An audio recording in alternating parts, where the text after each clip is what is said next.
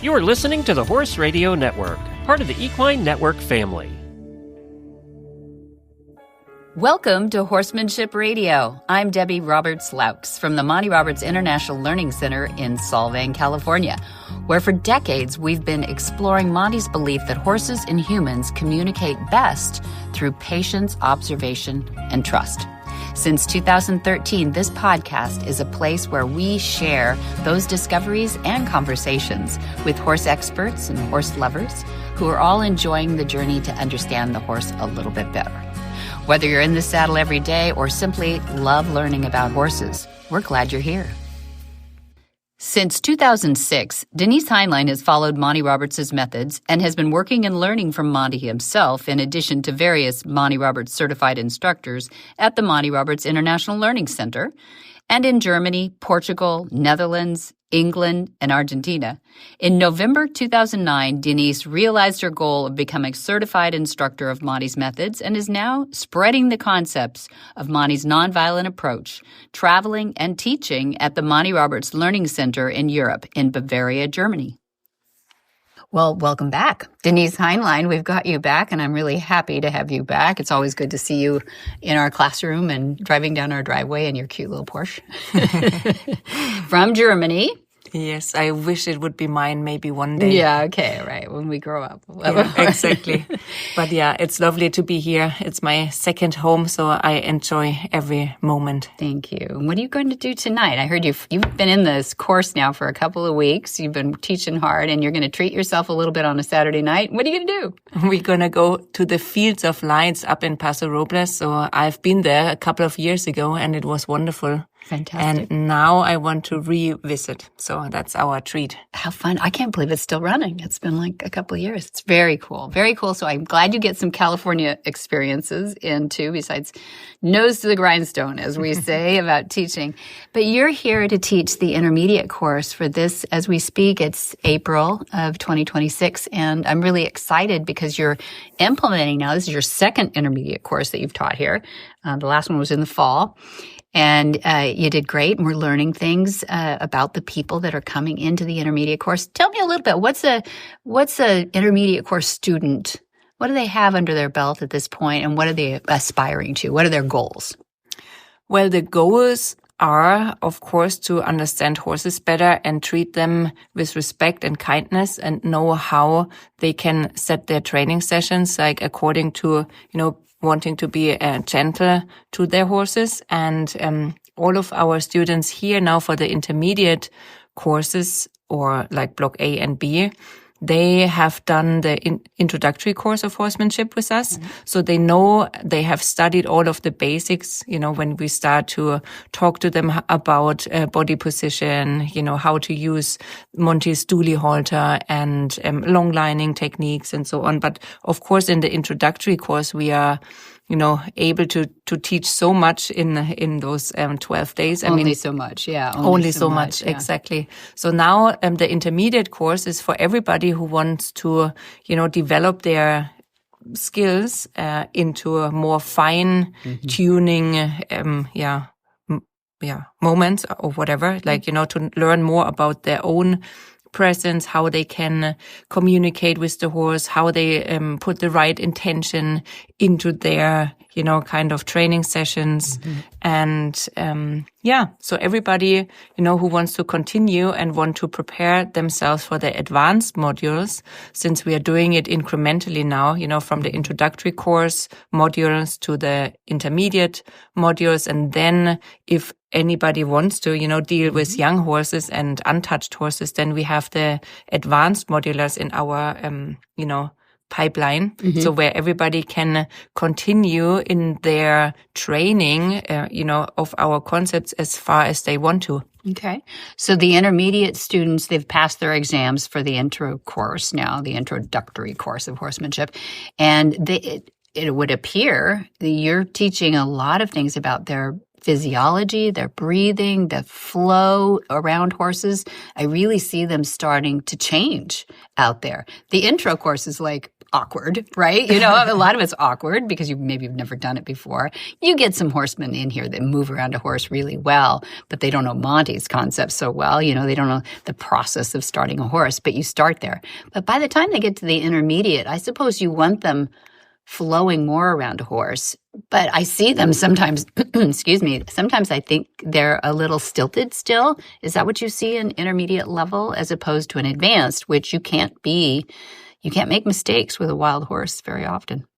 Well, the intermediate, exactly as you said, for me, my focus is always to create awareness in my students for each individual move. So everything we do around our horses is giving them some kind of cue. You know, if I want them to move out of my space, if I want to be, you know, I want to have the awareness of my students about their own kind of space and personal space and their own bubble around them, so they can actually consciously, is that the right word, work with it. And horses are incredible about their need to feel, you know, and engage with the person in front of them. So in that moment, my students still in the intermediate course, in the intermediate course, they fall back in between like kind of, you know, routines. Yeah. And then in between, they have those aha moments where they can actually use their routines, but in the connection with the horse. And then they're like, oh my God, that felt so good, right? Good when it kind of flows and the horse understands exactly what they wanted them to do. And it wasn't an effort. So it just kind of was the right moment, the right timing, the right amount of presence and energy or tension on the halter or the line, you know, to kind of guide them through whatever they wanted. And if they match all of this together, then it is like, oh, wow, it just flows. And yeah, those moments are happening more often in the intermediate course. Good, yeah. But there's still a lot of, you know, how to practice, you know, the fine tuning of the line handling skills so that they prepare themselves correctly. So that we are getting more and more to this stage where it just feels like as a flow, as a conversation with our horses, a fluent conversation. Yes. But of course, if you still study a language like it's difficult to be super fluent, but it's getting there. You know, they get a few kind of sentences back and forth where everything was perfectly right. It came out okay. I dreamed once in French and it was great. Yeah. It is like learning a language, a foreign language. If we're not, number one, we're not flight animals, right? We're carnivores. So for us to get the language flowing between a carnivore and a flight animal, it seems counterintuitive anyway. But I think people love horses well enough to work hard for that. And I love that you get to experience seeing these people. And you must, sometimes do you ever have to bite your lip and say, like, I can't say anything right now, but they're going to get it. They're going to get it. Oh, no, that was so close. But I mean, do you have to kind of let them make the mistakes in the intermediate course? Of course, I like, you know, we all learn out of mistakes. So I have to let go of my, you know, super hyper. Well, you could make them perfect, but then they're not thinking for themselves. Exactly. Right? So that's the main point, that they feel those moments for themselves. And I'm there, of course, to always support them. But at the same time, they have to make like this, the discovery for themselves. You know, I can help, but then they have to feel it. And if it takes 10 times until they feel it, then it takes 10 times. And yes, sometimes I wish I would have a board in front of me, you know, with some kind of specific sentences. That you say over and over. Be aware of your personal space, you know, kind of use the dimmer switch, start as soft as you can. And then only if you need to, you know, kind of turn it up. And things like this, I think I said it a lot of times in the last 10 days. But now they always say they have my voice. Voice in your head, yeah. That's true. Well, really fun. I mean, they're having a ball. I love that the students are able to experience this. And you don't always have access to these horses.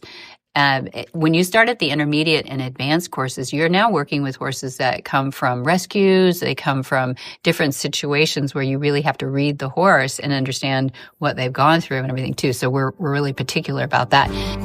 You've probably heard Monty say, adrenaline up, learning down, and adrenaline down, learning up. That applies to care, too. At the Monty Roberts International Learning Center, we use our Drimee Solarium to give horses a moment to relax and reset and feel good in their bodies. The gentle infrared heat helps loosen the muscles, improve their circulation, and support recovery after their work. And when a horse feels good, they can think and learn and connect. That's why Drimee fits so naturally into what we do. Visit DrimeeUSA.com and use the code Monty1 for $150 off. That's DrimeeUSA.com. And now, back to our show. There's a moment when a horse stops resisting and starts listening. Not because they have to, but because they understand. That moment is what Monty Roberts has spent a lifetime teaching. With the Equus Online University, you can learn to create that moment yourself, step by step with real horses, real situations, and Monty guiding you along the way. It's not about control, it's about communication. Visit MontyRobertsUniversity.com. Because if you listen to your horse will listen to you. Is it ever frustrating to you that people don't go on with these skills? Because I think some people think you do X, Y, Z, then you get a joint up and your horse is following you around and, hey, we got this, and bye. That they don't actually take these skills to a new level because you know how good they could feel with their horse if they did. Of course. I mean, for me, it's a very often I'm frustrated, to go around and I'm around the whole world trying to share these gentle approaches with the horses and, show people that they don't have to use any kind of violence and follow Monty's footsteps in that, urge to try to reach as many people as I can. And they see the outcome, and they see it's possible to do it in this kind of gentle way. And the horses are so generous in, working together with us. As soon as you have the intention, you want to help them and you want to, kind of have them understand what's their purpose in the partnership with us. And, and they take it immediately anywhere in the world. And then, I think it's, for me, I don't understand that other people do not want to have that same level of connection and partnership, but they're still okay by, bumping them in the face or, it doesn't mean that they are violent, but they are still harsh and not really aware, of the opposite, like the horse, what they feel. So I often say excuse me, don't you see what that just did to your horse? How can you be so ignorant, So, I mean, that already makes me frustrated. but okay, she's honest. She's very honest. I'm on a very high status there and, and you want the best for the horse and the person too. I get it. So, looking forward to the advanced course for these people, hoping that they can move on from that. It's a credit system now, though, right? Mm-hmm. They take the courses to get the amount of credits that they need to be moved on. But it's an invitation into the advanced, or just if they meet the credits, they go. If they meet the credits, they go. It's step by step. But really from the intermediate course, now I told all of my students, it's up to you because I cannot train that into their body. I can help them. I can set them up for success. But to really get good, as everybody knows in the world, if you want to get good at something, you have to put the hours and the time into it and just take your mind and your body into those situations to get as good as you can. Mm-hmm. And, it's many hours, many horses who are teaching you how they would like to be treated if you are open to listen to them. And that's what I told them now. It's on you. And if you practice and if you have enough horses in your hand, then come back. And I'm gladly sharing more knowledge with the young horses and the untouched horses with you. But to really enjoy it, you have to be confident around the horses. When a youngster rears up or bounces around, it's something where your heart shouldn't be, felt in your whole body, but it's oh yeah, well, they're fresh. Yeah.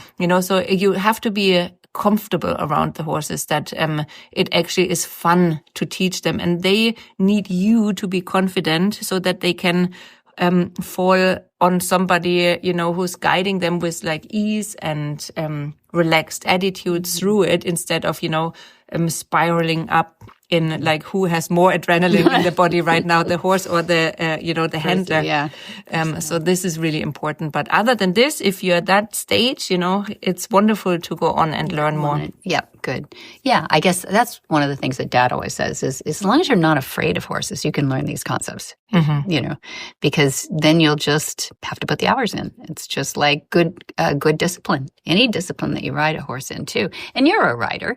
So, why is it that there isn't any riding taught in these classes? Well, because I think there is like where my patience stops. You would not teach this. You have to have the patience, and I always think like the coordination of your body. If I see how hard it is for my students to like kind of focus on their position and then have individually 2 hands working with the lines in the perfect timing and kind of tension, so they are not getting too much on pulling, but they're really only into the communication with their long lines, and it takes them so many practice hours of getting their coordination right. And then I cannot even think about like teaching them on a horseback when there is like, you also have to have the balance and so on and so forth. Yeah. So thank you all out there for like teaching people, and have the patience. So I really appreciate it. Teachers out there. And if it comes back to riding, we do have in the advanced courses, we have the riding with harmony, or riding in harmony and riding with respect, where it gets mainly about our favorite subject of communication, so that each movement of your hands, your breathing, your body is meaning something to your horse, and that's where we like to focus on. And that's also what, of course, we like to focus on the ground. But the thing is, we can't do all. No, we can't do it all. But I think it starts on the ground. Oh, of course, it does. But half the world doesn't know that. Half the world actually just gets hiked into the saddle when they're 7 or something, and they don't learn the groundwork like you should, really. And I think that is changing the world a lot. Do you think people worry about what happens 50 years from now when Monty's not here? I don't know if they worry or not.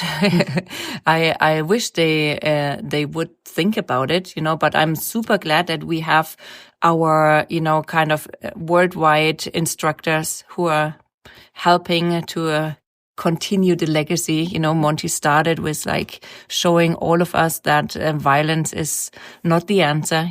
There's always another way how to communicate and treat other horses or beings. So therefore, I think, he left many hearts really touched, and so therefore, his work will be continued. I think so too. All right. So we're really pleased that you're here. When are you coming back? We are planning to have like an advanced exam in November. So I try to wheel in all of our, advanced students so that they are taking the exams there. Good. And if this works, then that's the plan. And as we know, it's good to have a plan, and it's foolish to fall in love with it. So maybe we're gonna play some other courses then instead, if so on. Okay. But so you get your California trip in here. Exactly. So my November time shouldn't be cancelled, I hope. No, of course not. It's too cold in Germany. Yikes. Well, I have to say, California today, I wish it's sunny and blue sky, but maybe it's still coming a little later. It's a little gray today, but I guess that has to happen a little bit too. So you're in your beautiful green, so you don't get green yet. Well, thank you for your time today. I really appreciate it, as always. Of course. My pleasure, as always. And we will see you at the next time when you give us some tips about what you learned in the intermediate course. This is only second teaching, so always something to hear a learn. Debrief. Yes. Thank you very much. Yeah. Thank you, Debbie. We are grateful that this episode is brought to you by our title sponsor, Drimee Solarium, helping horses feel their best with therapeutic infrared technology trusted by professional barns around the world. Visit DrimeeUSA.com and use the promo code Monty1 for $150 off your purchase. And by our show sponsor, MontyRobertsUniversity.com, the most comprehensive place anywhere to learn Monty Roberts' concepts and methods of nonviolent horsemanship. For details about today's show, go to HorsemanshipRadio.com, where you can find links and photos and more information about our guests. We love connecting with our listeners, so please follow us on Facebook under Facebook.com/Monty Roberts, and Instagram.com/Monty_Roberts. Be sure to visit all the other great shows on the Horse Radio Network at HorseRadioNetwork.com. Until next time, have many happy horse hours.